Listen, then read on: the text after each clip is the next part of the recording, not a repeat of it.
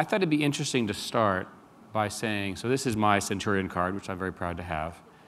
Explain to me why I should want this and why everybody else wants this. What's the secret that got this to be so successful? Here's what's important about this card, and I really am Now, glad, you can't take Eric, that. you have it. That's mine. I always like to at least feel these things, titanium. But what's very clear about American Express, when the card was developed in 1958, which I would add was during a period of a deep recession, and that's the importance of innovation, and was against the advice of one of the leading consulting firms, which I will not name, that said that we should not enter the card business because it would cannibalize the traveler's check business, which goes back to the need to disrupt and reinvent yourself. And fortunately, that advice was not followed. But the way I talk about the card in our company is the card is in fact a platform to deliver services. So the reason why you should get the Centurion card, and one of the reasons why it is one of our most popular products, and we in fact set a limit on how many of these cards we will issue, is because of the personalized service that we provide. So one is you have your personal concierge, your travel rep, who is trained to follow what all your personal needs are. Second, and I've actually used this, by the way. It's actually quite good. That's right. So we're clear. Second is, which for you, Eric, is not a big issue, but if you travel commercially, I had to get that in. Let's not go into that. That's right. And you are traveling first class and you have a companion, that companion flies free. What is important is the service ethic that is involved in the product. That basically any Are you telling me that I get a free first class ticket for a companion? Yes. If I just use this card? Yes. If you use it with certain airlines. Which? I'll give you the list. All right? Okay. I'm sure it's on your website. But what's most important is that we find a good percentage of Centurion members, in fact, own their own business. And people, in fact, are rational. And the reality is that and they own medium-sized businesses where they don't have all the concierge services. Did this actually start as a small business card? And it didn't. It didn't. It started off as a luxury card. It started off as a card, and I don't call it luxury, I call it meeting the needs of the customer. Because you now offer this to sort of CEOs of medium-sized businesses. Yes, we do. You have a whole program, second was, and you also provide other financial services for those small businesses. That's right. That's right. So I think the important point is that we really focus on value and service for each segment. And what I will say is, if you're not someone who travels a lot internationally, if you don't have a high need for a high level of personalized service, our customer service reps, and you don't spend at a certain level, our customer service reps are saying, this is probably not the appropriate product for you. Here's another type of product. So our objective is frankly not to get millions of Centurion cards out there. It's to get these Centurion cards to the right customer segment.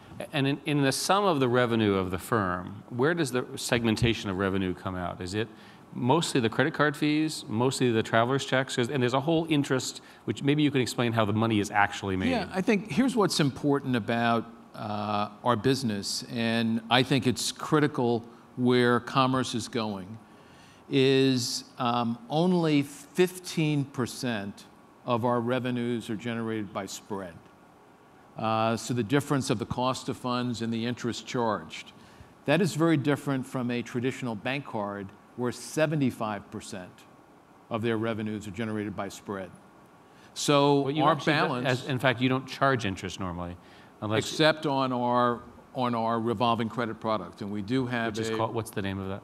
We have a range of card products.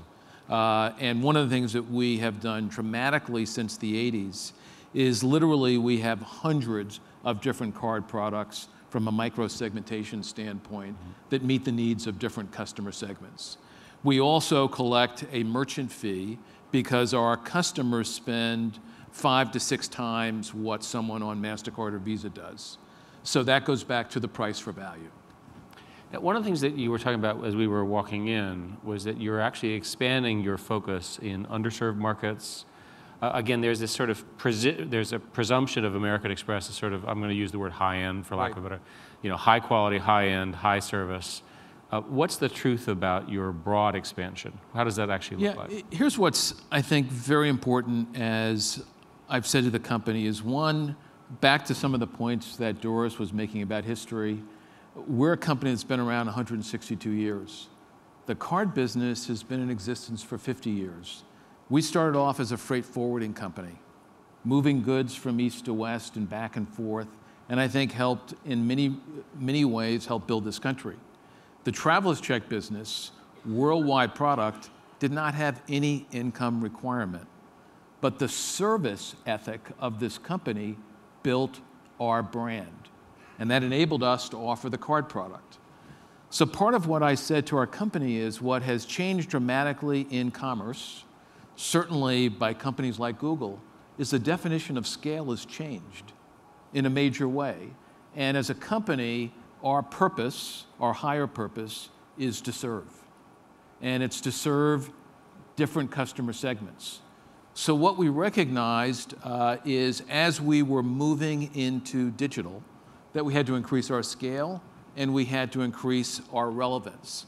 And one of the statistics that is pretty amazing to me, in the United States, 28.3% of the households are unbanked or underbanked. Bretton Woods did a study that the average cost to someone in that category of having a checking account is $259 per year. This is a new fact. That's right. Why is this the case? Is this because the cost structure is too high? Are these people being exploited? I think it's a combination. I think at the end of the day, what has happened, and I've been a proponent of this over the last several years, is the lower middle class and the underclass are in fact being taken advantage of and are having less access to services. If you look at the fees on prepaid cards and on checking accounts, they are substantial. So we in fact announced a product last week that I'm very excited about with Walmart, and it's called Bluebird. And it's a product that is off of a digital platform. It really recognizes the convergence of online and offline. It's geared to the underbanked and the underserved. You can use it on your phone. You can use it offline. And in fact, we've taken off almost all the fees. So if you compare it to a prepaid checking account, we've taken off all the fees. Our economics allow us to do that because we can charge the prepaid rate that we charge to merchants, allows us to get economics that are satisfactory to us. But the value proposition, we think, is an exciting one. And so we see this as helpful in fact, driving our progress in our digital transformation. But very importantly, we see this as meeting the needs of people who really need a product, who need a product that in fact can work offline and online. And we do not think it's going to dilute our brand at all because we have a range of products that meet the needs of different customer segments. And I believe that's the future. So you said 15% is in the traditional spread. What's the other 85% composed of? It's different. It's our card fees, because we actually charge a fee for a number of our cards, except for some of our lending products. And it's also our merchant fees. If you fast forward a few years from now, what do you think the structure looks like? I mean, the sort of pride and name recognition of the high-end cards, I think, will obviously continue. And let's assume that the underbanks thing is better solved by you. What happens after that? What do you do after that to broaden the base? Here's what I think is very, very important is what we do after that is what we have tried to do in the company over 162 years. We continue to reinvent ourselves. We shake up the status quo, and we innovate. And we go back to the historical positioning of the card and the company, which is that we're going to be more involved in services. And I think what you will see and are already seeing is a company that in fact has embraced the digital transformation. I mean, online spend we have over $130 billion of online spend on our cards, more than PayPal. We're growing at 20% in online spend. Mobile, we are very aggressively pursuing. You look at the number of different Amex apps that we have, not just for lifestyle services, but offers where we're bringing together merchants and the end user customer. So what you're going to see is, in fact, a company that is not dependent on a form factor, which is the other point I've made inside our company, is I frankly could care less if someone uses a piece of plastic, someone clicks, someone waves a phone. What I want is mind share. And mind share I get from developing personalized relationships with our customers by offering the best service, no matter what customer segment I'm serving, and by offering the best services. And what's interesting is the strategy is working. Right. It is. This is the defining customer service strategy. It actually works. What I'd like to do is talk about a couple of episodes Sure. in your service as CEO, which I was with you or near you Yes. when this was happening. The first, of course, is 9/11, and your offices are literally right next to the World Trade Right. Center. And you literally, your office, because I've been with you in it, is literally right there. Right. If it's possible, take us back to how you responded to that crisis. Of course, you have a large operation here in Phoenix, Right. which is helpful. What did you do? How did you deal with the sort of I mean, these are unexpected challenges, obviously a terrible tragedy. You're absolutely right, Eric. We lost 11 employees who worked in the World Trade Center. As you can imagine, it was emotionally gut-wrenching. I was actually not in our building. I was in Salt Lake City, and it was a surreal experience. I'd got up early in the morning to have a conference call with our people, and I had the TV on. I didn't have the sound on. And I had the team that was meeting in the conference room right across the street from the World Trade Center. So instantaneously, I heard the screams on the phone and the plane going in. God. And our employees were on that floor that was hit. They were the first ones that perished. So you can imagine the emotion in the room, the emotion that I felt personally. And what I said to the group at that time was, first, we have to evacuate the building. And you had to take everyone out of Battery Park. Right? That's right. Is that process in place? Fortunately, we had a dry run that was just fortuitous several months ago. And that went flawlessly. The second was to make sure that we had a way to communicate and identify all the employees who were operating in the tri-state area, because we had people coming into work who were impacted, and so we set up that process. The third thing that I said to my team and my leadership team, which everyone knows is a quote that I really try to follow every day, and it comes from Napoleon, that the role of a leader is to define reality and to give hope.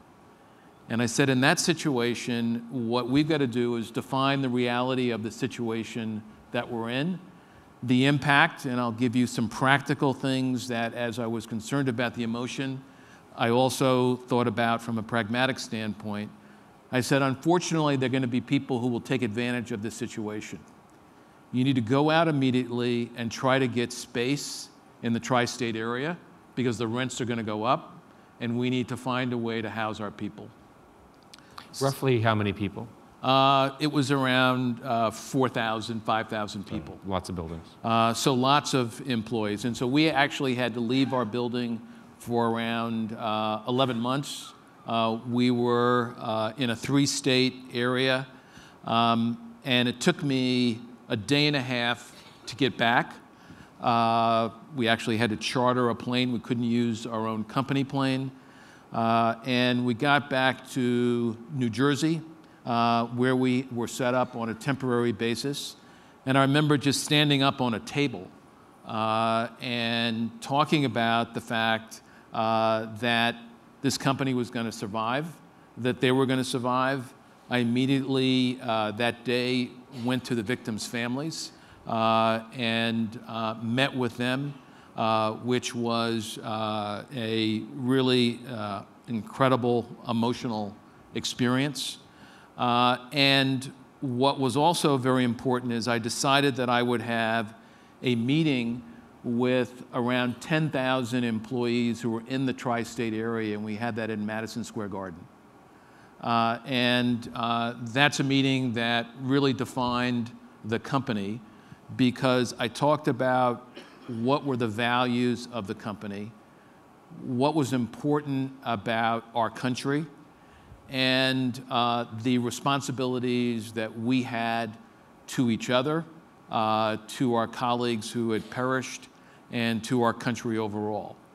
And I think what is important about this lesson is, one, I think every leader in every company has to have a core set of values. And what I stressed was that for our company, we were built on trust, integrity, and service. And so even though our building had been damaged, the core of the company was still very much alive. Even though we had lost 11 people, our company was going to survive. And I will tell you, all the business experts had started to write off the company. And in fact said it would be very difficult for us to come back. We came back stronger than ever as a company. So I want to sort of use that to bridge to 2008. Okay. So you're in Manhattan, you're in the center of all of this, and Austin can help with the timing. Basically what happens is you have a series of real estate bubble crashes, you have Bear Stearns and so forth, and there's a point in September where, I'll get the technical term wrong, but the dollar settlement market stops working. Right. Commercial paper market collapsed. Is that correct, Austin? So at that point, you face another possibility of the entire company literally going into a black hole, right? Basically, because you can't do your daily work. That's right. So take us through what that happened. Then I want to explore your view of today's world. Right. But what did you do then?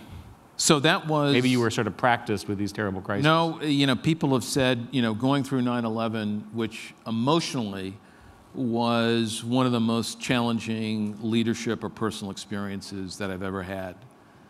The financial crisis was one where you didn't know what was going to happen next at all. And what I believed post 9/11, that if we kept our focus, if we dealt with our issues, there was some light at the end of the tunnel. Very frankly, at that time period, and I think Austin would agree, it was hard to see the light. As you know, Eric, Warren Buffett owns 13%, and he's become a very good friend and is a terrific investor. But I think clearly Warren was concerned. And this is a guy, when you call him, the first thing he always says is, never been better. He didn't say it that day. And so the reality is that what I focused on, and I think this is important from a leadership standpoint, is I came up with a mantra for the company almost immediately that day. Pretty straightforward. Stay liquid. And people say, boy, that's pretty basic. Yeah, that was basic. Staying liquid was a big deal. Stay profitable. Now, the hope part was I still said we're going to selectively invest in growth. Even though I had no idea if we were going to be around, my view was that we should never lose focus of that objective to grow. So what was the low point in this? When your volumes went to... Oh, yeah. Everything shot volumes down. went negative. Credit losses went up. So you talk about the affluent segment. Well, there were a lot of people in Florida and California, very wealthy people who had no credit problems. Formerly affluent. That's right, who had serious problems. Now, what's important is to look for what were the signs that we would survive and get that out to the company. So the first thing that we decided literally in a matter of days is that we were going to have to go out and take deposits. Here's where the experts came back in and they said, look, you used to be a full-fledged, diversified financial services company, which I did not want to be. I was not a believer in financial supermarkets. That's why we divested a number of companies. But I said that we have no choice. The reality is, in a very short period of time, in a matter of months, we raised around $10 to $15 billion of deposits, and in 12 months, and where did that come we raised over 25. 25 billion. We Where basically did it come from? did CDs. Okay.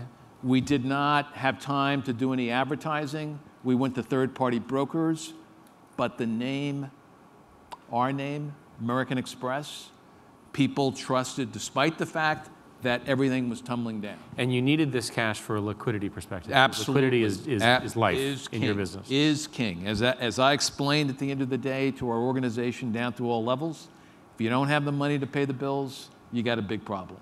People understood what stayed liquid. I know this as DNR OOC, do not run out of cash. That's right. That's right.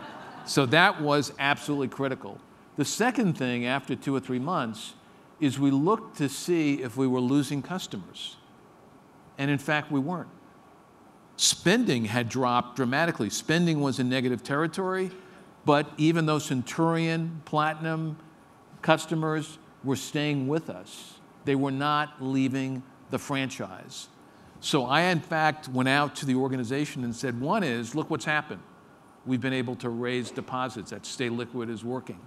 What's also happening is our customers are loyal to us, and they are staying with us. But what we also had to do was very quickly reduce the level of expenses, Of course. explain that to the company of why we were doing that, but also say that we're not just reducing the expenses to meet a bottom line number and just to stay profitable. Here are several areas where we're going to invest in the business. And so we, in fact, did invest in the business, and that gave people a level of confidence that we were going to get. And the firm has done spectacularly since then. So I think we are the only firm, and I said I look at us more as a services company than a financial services company, but we are the only firm that has done better post-financial crisis than pre. If you're a major bank, there is no way that you're doing better than you did pre-financial crisis because the whole world has changed. So let's finish up with and talk a little bit about your view, because you see globally, but in globally activity, and obviously a lot in America. Do you agree with Austin's sort of structural comments about the economy, growth rate? Are you more optimistic than he was, about the same? Do you have a difference in view? How do you see Europe? From your position, you see it every day. Yeah, I would make 2 or 3 points, both building on what Austin said and Doris. And one, I would share your praise of Austin's role, because I saw that firsthand on the Jobs Council. Spent a lot of time with him over the years, and Doris I've been a big fan of.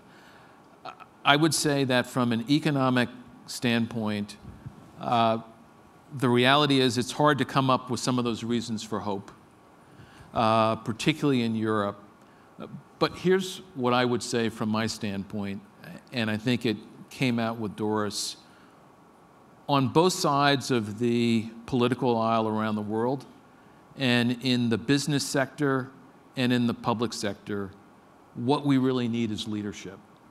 And we need leaders, in fact, who can put together a galvanizing vision. I would say that's what we're missing. We need leaders who really desire to be creative change agents. And I look at business, and I often say this in our company, I'm a child of the 70s. I don't believe that people who grew up in the 70s forgot about the civil rights movement, forgot about the Vietnam War, don't care about what happens in society.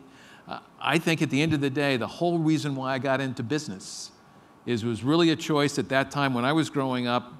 One of my best friends still is Jeff Canada, who founded Harlem Children's Zone, and we worked on his first You're on the board, and you're doing a lot of stuff there. And what Jeff and I talked about was, I said, I think actually business to me is the next frontier for the civil rights movement. Politics is one, but business can make a change. And so I think what needs to happen, and the term that I don't hear a lot by anyone, is shared sacrifice.